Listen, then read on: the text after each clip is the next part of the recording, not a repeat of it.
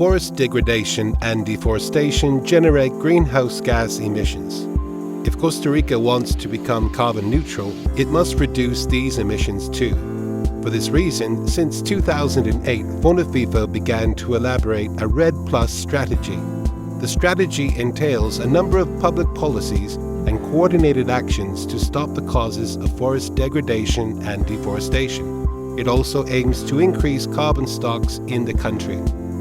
The strategy is seen as a way to consolidate two national achievements: a robust payment for ecosystem services program and a national conservation areas system. The construction of the strategy required intersectoral coordination in order to guarantee full participation by indigenous people, small and medium-sized forestry and agroforestry producers, government, academia, the timber industry, and civil society. The most important milestones of this process have been: 1. An early dialogue process with indigenous people. It was suggested to each indigenous group to define an organizational structure for the dialogue.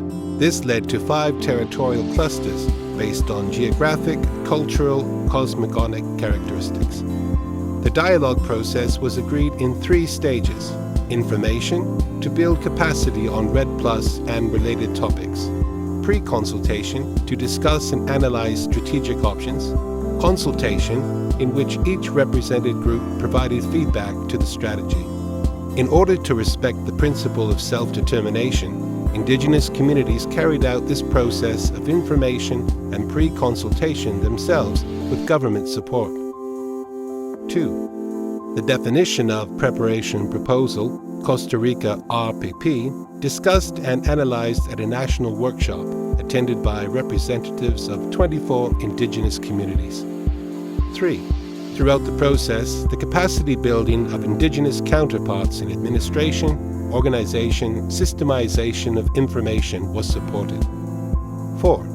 The process of self-assessment of relevant stakeholders identified the main achievements and gaps which require additional efforts.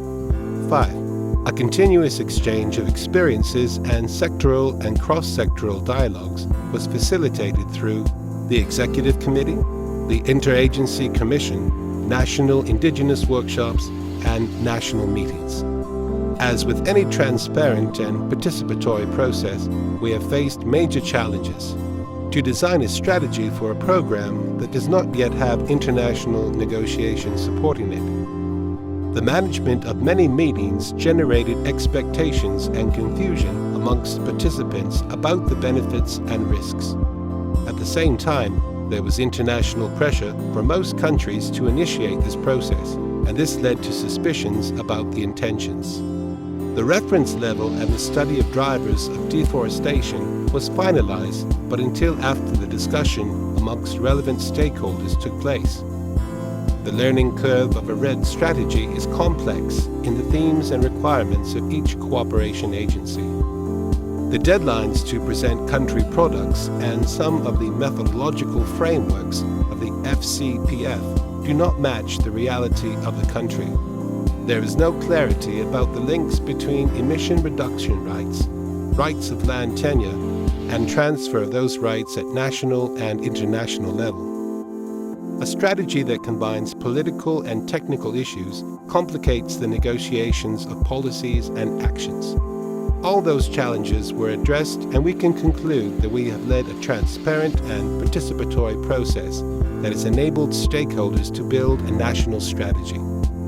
The following are the lessons learned from the process.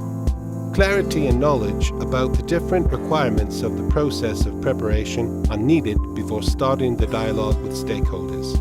REDD+ should have started much earlier. The definition of roles and institutional arrangements must be clear long before the first approach and dialogue with stakeholders. The definition of the scope of participation of interested parties and governance entities should be formalized through an executive decree. The use of names and acronyms of the processes developed by cooperating agencies and banks should be limited to technical staff. Avoid using complex terminology with interested parties. The methodological framework of FCPF should serve as a guide for focal points. We recommend using the methodologies implemented regularly in the country. Prior to the broadcast or publication of draft documents, these must be presented to the parties involved. Particularly the Safeguards Information System should be submitted through didactic methods that allow broader understanding of them so feedback is generated. Support for the REDD+ strategy means supporting the national aim of carbon neutrality.